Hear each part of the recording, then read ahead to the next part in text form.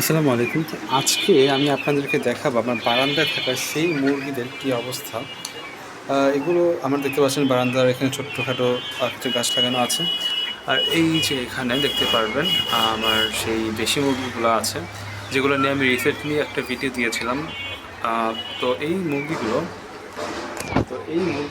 আমি আ হয়তোবা ২০ থেকে ২৫ দিন হয়েছে গ্রাম থেকে নিয়ে এসেছি।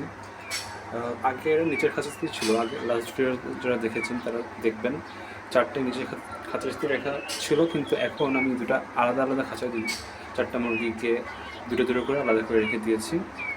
দেখতেই পাচ্ছেন এরা সাইজে কিন্তু আগের চেয়ে মাশাআল্লাহ অনেকটাই বড় হয়ে গিয়েছে এবং এই মোরগটা সকালবেলা হালকা হালকা ডাকাও শুরু করে দিয়েছে।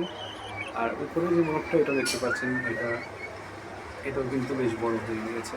এগুলো সবই কিন্তু দেশি মুরগি, যেগুলো আমি এবার কোরবানির ঈদে গ্রাম থেকে নিয়ে এসেছিলাম। আর এগুলো এখন এই অবস্থায় আছে, দেখতেই পাচ্ছেন। আর এই যে আমার বারান্দায় কিছু গাছ লাগানো আছে, উপরেও অনেক গাছ আছে, আমি যদি দেখাই আপনাদেরকে দেখতে পারবেন।